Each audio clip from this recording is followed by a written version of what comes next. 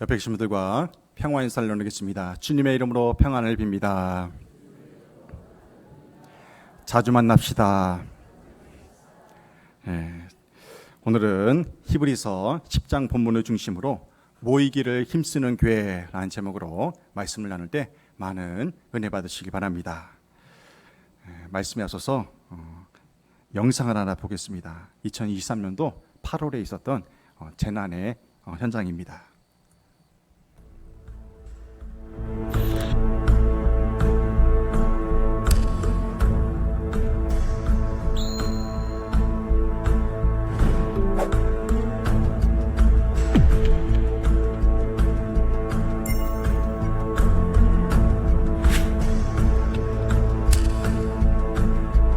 Όλο το χωριό από τη μία άκρη, από τη δυτική άκρη μέχρι και την ανατολική άκρη του χωριού είχε αρπάξει φωτιά.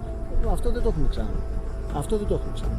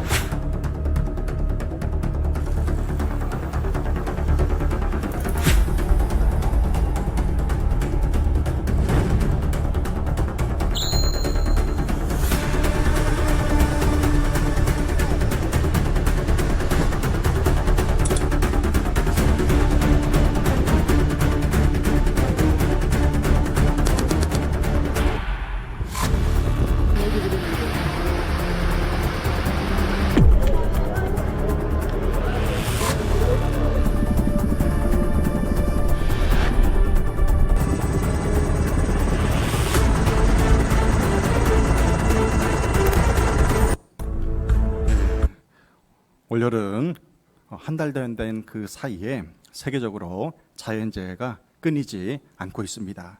칠레와 미국의 데스밸리, 슬로베니아, 중국에서는 8월에만 여러 지역에서 홍수가 나서 큰 피해를 입었다고 합니다. 반대로 프랑스는 500년 만에 최대의 가뭄이 들었고요.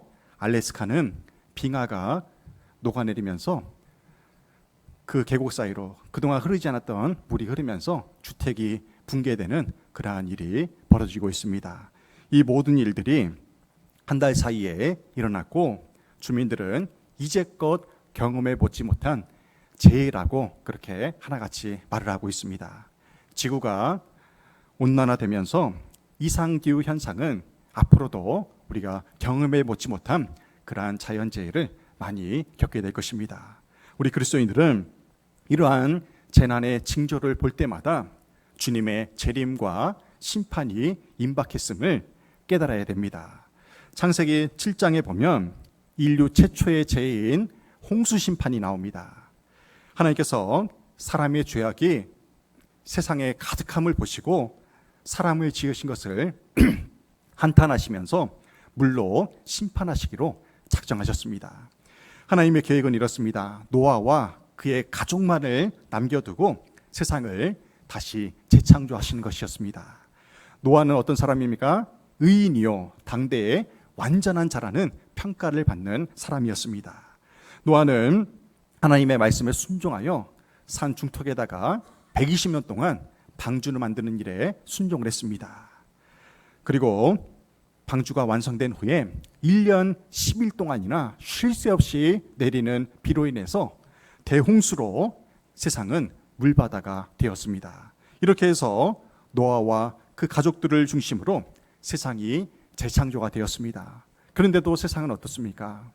노아의 홍수 이후에 세상이 다시 창조되었지만 이 세상은 여전히 죄악이 난무하고 있다는 것입니다. 노아가 601세에 방주에서 나오자마자 하나님께 번제를 드렸습니다. 그래서 하나님께서 그 번제를 기뻐 받아주시며 노아와 언약을 세워주셨어요. 그 언약이 바로 무지개 언약입니다. 그 무지개 언약을 볼 때마다 다시는 물로 심판하지 않겠다고 말씀하셨어요. 그런데 어떻게 또다시 홍수가 납니까? 그렇게 말하는 분도 계실 거예요. 전 세계를 물로 심판하시겠다는 그런 의미지 부분적으로 그렇게 홍수가 난다는 그런 의미는 아닌 것입니다. 그 후로 노아가 이제 농사를 짓습니다. 노아의 자녀들도 다 전 세계로 흩어지고요.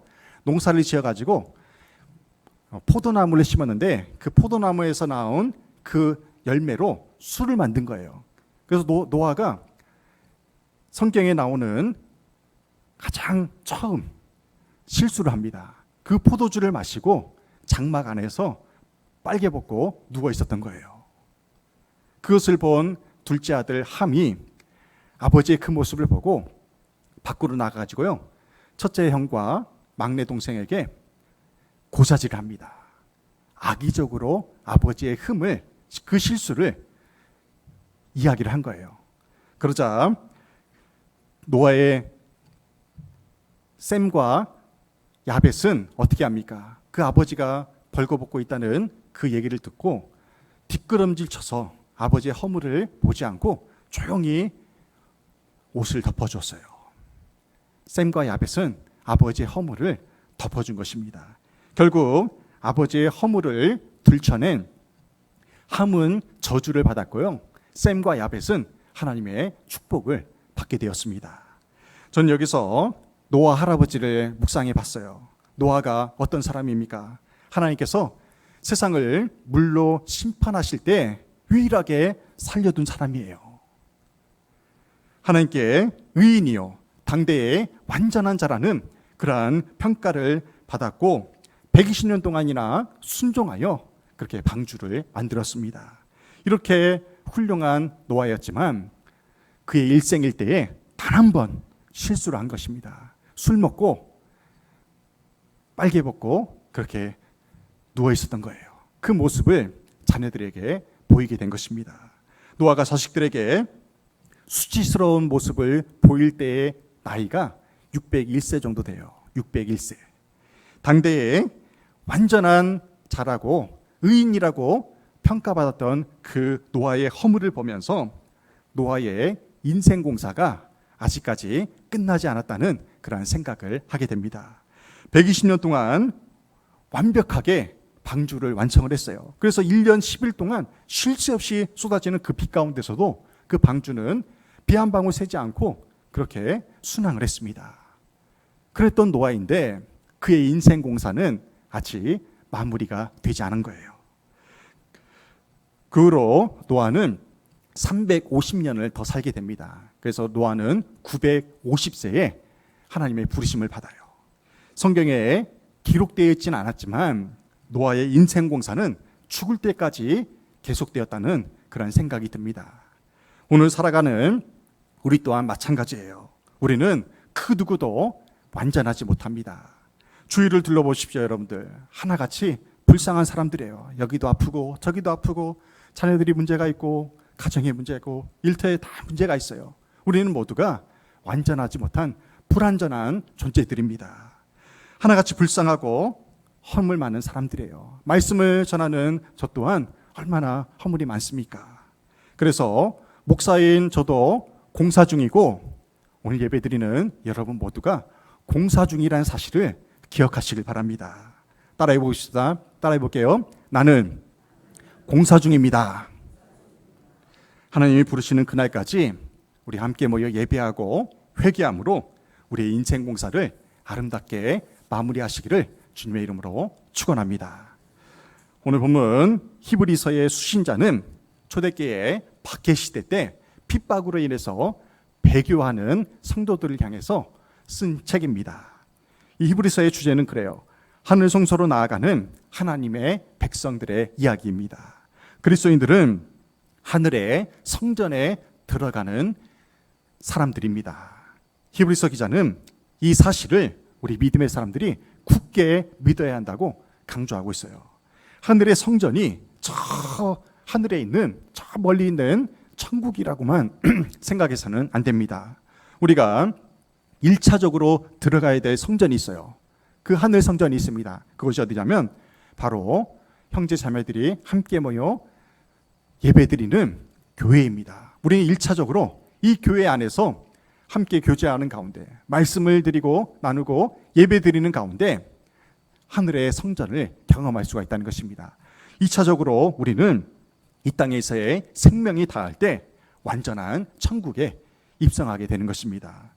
하늘 성전에 들어가는 여정에서 하나님은 우리에게 모이기를 힘쓰라 그렇게 명하십니다. 이것은 하나님의 명령이에요. 모이기를 힘쓰라. 히브리서 10장 25절에서 이렇게 말씀합니다. 모이기를 패하는 어떤 사람들의 습관과 같이 하지 말고 오직 권하여 그날이 가까움을 볼수록 더욱 그리하자. 아멘. 25절 말씀은 모이기를 패하는 어떤 사람들의 습관과 같이 하지 말고 더욱 힘써 모이라고 그렇게 증거합니다. 주님이 모이기를 힘쓰라고 그렇게 명하셨기 때문에 우리는 말씀에 순종하여 더욱 힘써 모여야 됩니다. 앞서 말씀드렸듯이 오늘 본문은 초대교회를 향한 로마의 핍박이 극심했던 그 핍박의 시대에 기록된 서신입니다. 교인들이 공개적으로 모이다가 로마 군병들에게 발각이 되면 그 즉시 붙잡혀가서 사자밥이 되거나 화형에 처하거나 십자가 처형에 처하는 그러한 비참한 죽임을 당했습니다. 그러니 믿음 없는 사람들은 어떻게 했습니까? 그곳에 가고자 하겠습니까? 교회로 모이겠습니까? 모이질 않는 거예요. 그래서 하나둘씩 교회를 떠나는 배교하는 자들이 생겨나게 되었다는 것입니다.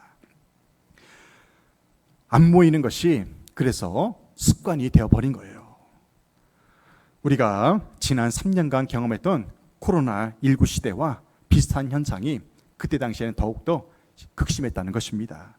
전염병으로 인해서 우리가 성전에서 모이지 못하고 가정에서 영상으로 예배를 드리다 보니 한동안 모이는 것이 어색했다는 거예요. 이것은 굉장히 위험한 상황이라는 것입니다. 코로나로 인해서 예배를 드리는 것은 물론이고 구역 예배와 신도의 모임과 봉사하는 것이 축소되었다는 것입니다. 지금까지도 우리 노예 안에 있는 교회들 중에 점심 식사를 하지 못하고 있는 교회들이 많이 있다고 해요. 우리 시차례도 보니까요, 아직까지도 한 달에 한 번씩 그렇게 식사하는 교회들도 있더라고요. 코로나로 인해서 그 짧은 3년이지만 봉사자들이 나이가 들었다는 거예요. 그리고 안 하다가 다시 일을 하려고 보니까 많이 힘들어한다는 그런 이야기를 했습니다. 그런 의미에서 우리 독성교회는 얼마나 감사한지 모릅니다. 코로나19가 회복된 지금 한국교회의 지금 출석 비율, 교회 출석 비율이 74%라고 합니다. 74%. 아직까지도 나머지 26%는 교회에 나오지 않고 있는 그러한 실정인 것입니다. 하나님은 우리가 함께 모여 예배드리고 함께 모여 교제하기를 원하십니다.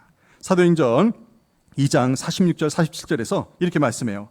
날마다 마음을 같이하여 성전에 모이기를 힘쓰고 집에서 떡을 떼며 기쁨과 순전한 마음으로 음식을 먹고 하나님을 찬미하며. 아멘. 초대교회 성도들은요, 날마다 마음을 같이하여 성전에 모이기를 힘썼어요. 그러니 그 관계가 얼마나 끈끈했겠습니까? 박해가 오면 박해가 올수록 배교하는 사람들도 있었지만 목숨을 걸고 함께 모여서 하나님을 찬양하고 예배하고 떡을 떼며 그렇게 모이기에 힘썼다는 것입니다. 공적인 예배에 모였어요. 그리고요, 오늘날 우리가 모이는 가정에서 구역 예배로 그렇게 모여서 그렇게 지내기도 했다는 것입니다. 초대교회는 그래서 모이기만 하면 말씀의 교제, 또한 친교의 떡을 먹으면서 친교의 교제를 더욱더 왕성하게 나눴다는 것입니다. 지난 주일부터 월요일까지 청년부 수련을 다녀왔어요. 출발하는 날이 주일 오후여서 제가 많이 걱정을 했습니다. 제가 주일날 예배 마치고 나면, 식사하고 나면 녹초가 돼요. 졸릴까 봐 걱정을 많이 했어요, 운전할 때. 근데 평창까지 2시간 정도 걸리는데요, 가는 내내 하나도 졸리지 않았어요. 왜 그런 거 아니? 군대에서 이제 휴가 나온 효군이와 군대에서 막 제대한 선우가 군대 얘기를 1시간 반 동안 하는 거예요. 그런데요, 저도 군 제대한 지 25년 됐거든요. 재밌더라고요. 요즘 군대 생활은 이렇게 하는구나. 1시간 반 동안 하나도 안 졸렸어요. 그렇게 재밌게 이야기하다 보니까 기분이 좋더라고요. 근데 군대 얘기하니까 역시나 여자 청년들은 자더라고요.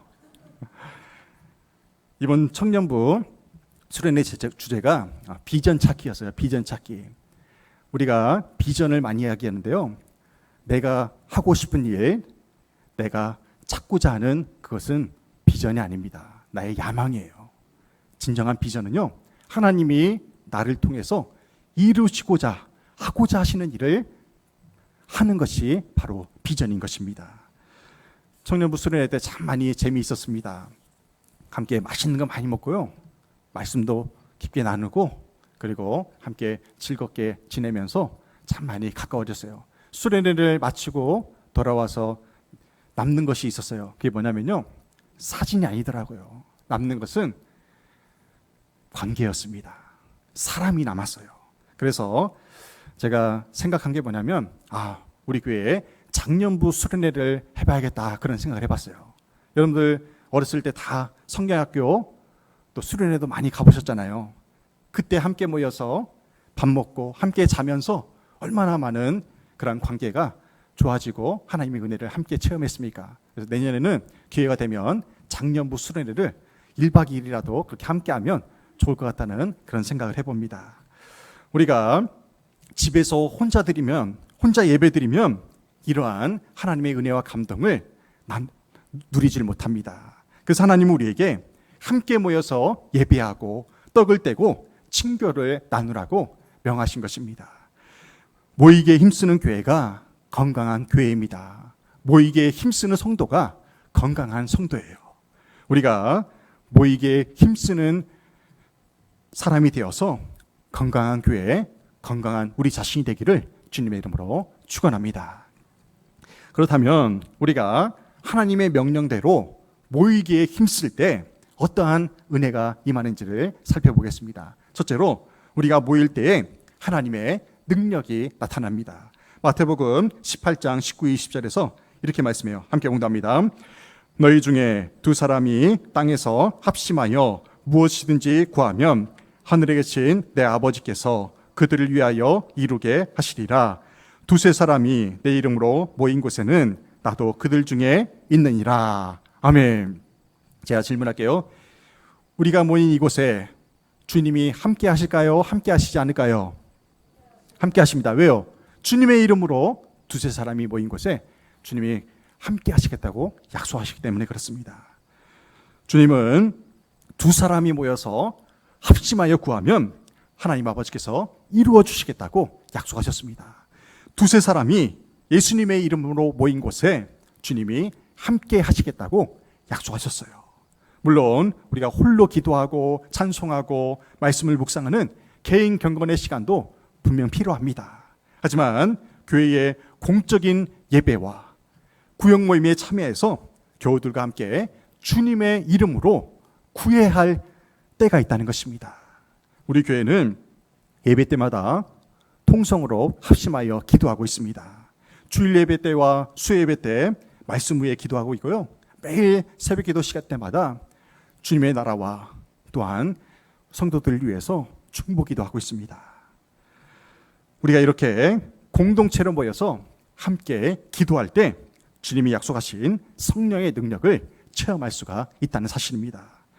우리는 그동안 합심 기도를 통해서 많은 기도 응답의 기적을 체험했습니다. 지금 교회에 나오시진 않지만 소진웅 권사님의 암치료를 위해서 우리가 얼마나 모일 때마다 합심하여 기도했습니까? 하나님의 은혜로 치유받았잖아요. 믿음의 간증입니다. 우리 서예인 청년, 저는 이 청년을 볼 때마다 은혜가 돼요.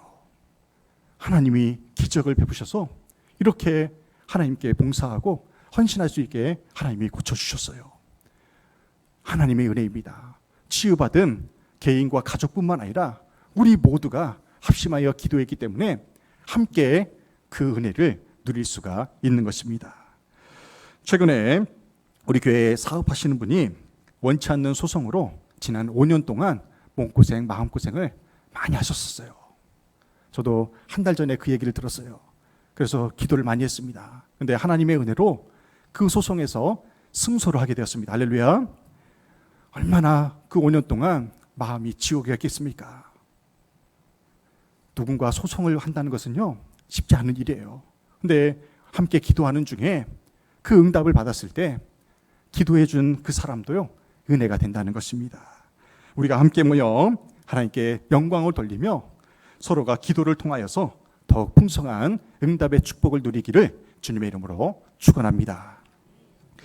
초대교회가 태동하는 과정에서도 보면 모이기를 힘쓸 때 강력한 성령의 역사가 임했습니다. 사도행전 2장 1, 2절에서 이렇게 말씀해요. 오순절 날의 이름에 그들이 다 같이 한 곳에 모였더니 호련히 하늘로부터 급하고 강한 바람 같은 소리가 있어 그들이 앉은 온 집에 가득하며. 아멘.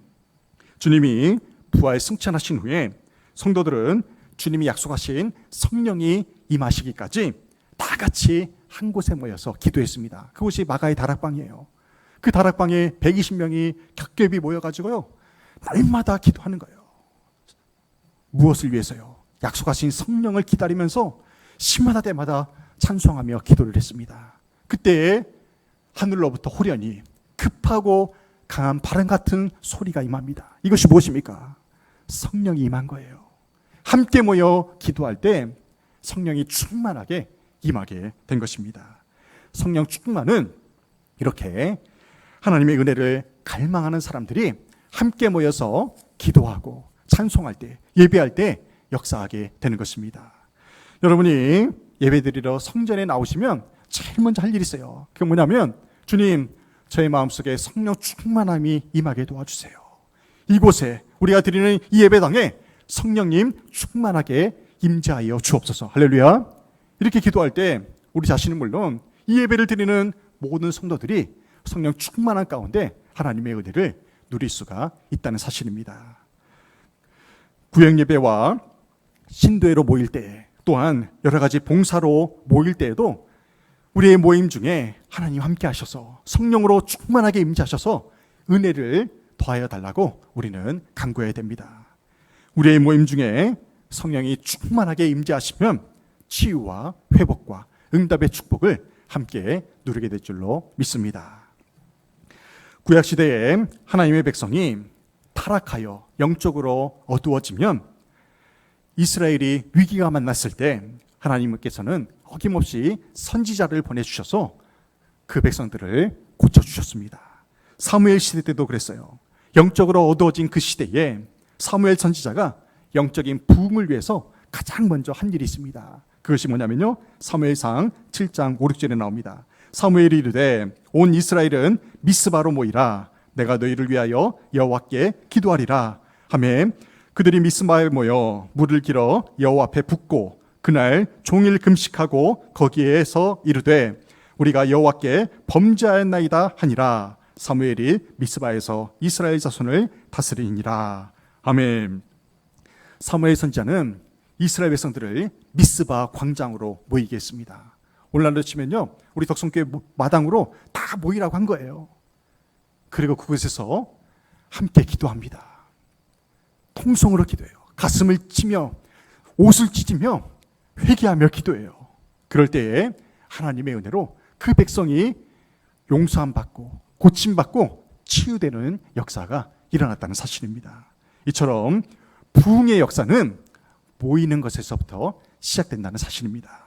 저는 이 말씀을 묵상하면서 우리 덕성교회 교우들이 더욱더 모이기에 힘써야겠다는 그런 생각을 하게 됩니다. 특별히 오늘 식사 후에 교회에서 모이는 구역 예배에도 여러분들 다 참여하세요.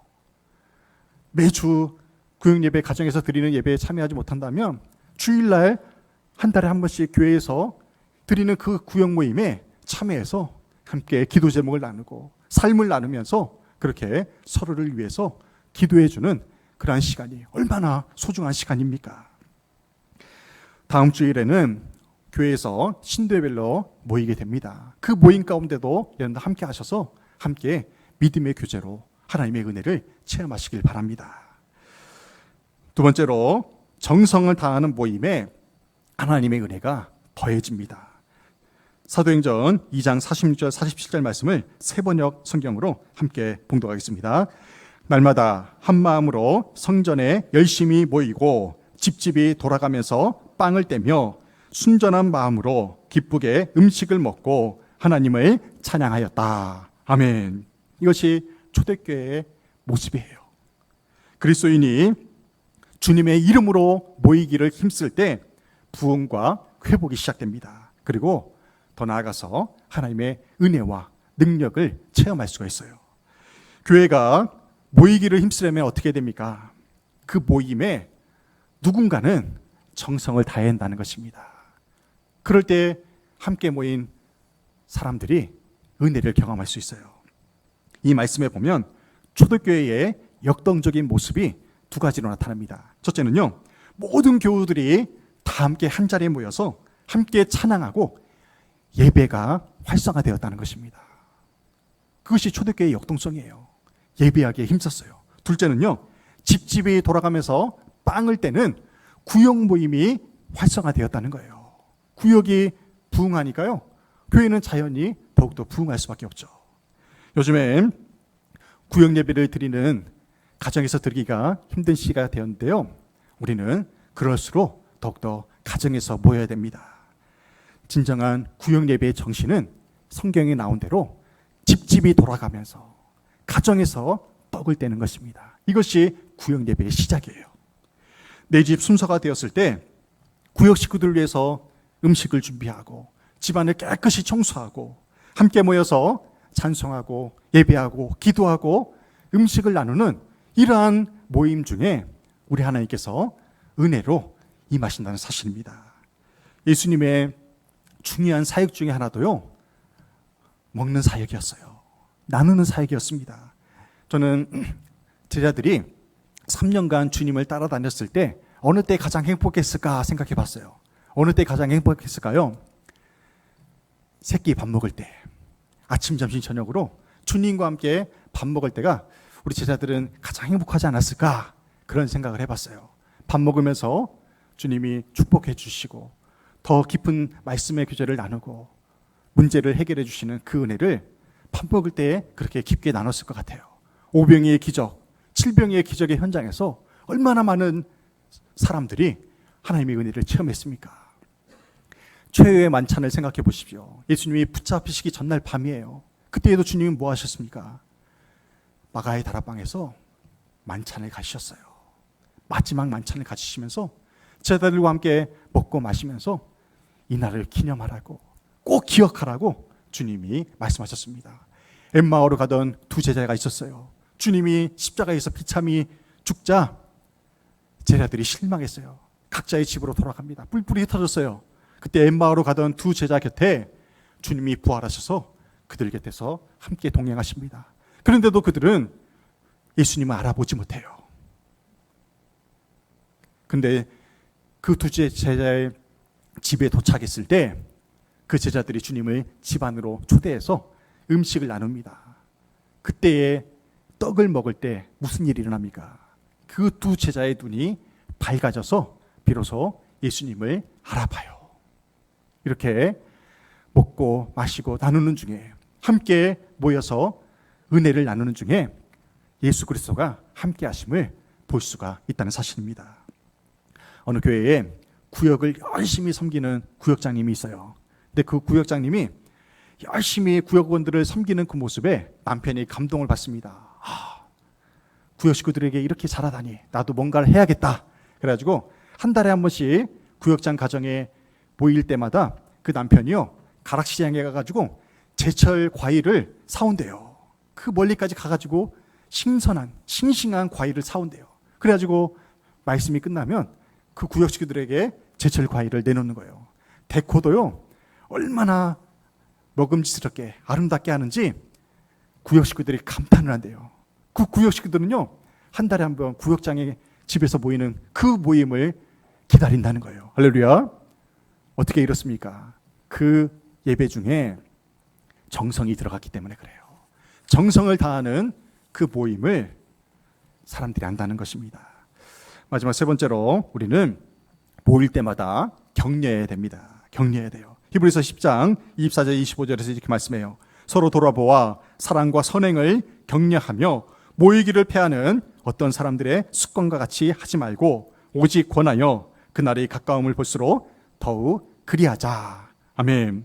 24절과 25절에 격려하라는 말씀이 두 번 나옵니다.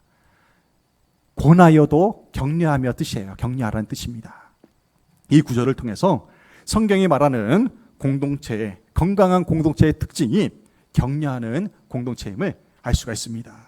히브리서 10장 24절에서 이렇게 말씀해요. 서로 돌아보아 사랑과 선행을 격려하며, 여기서 서로 돌아보아가 헬라어로 카타노우멘입니다.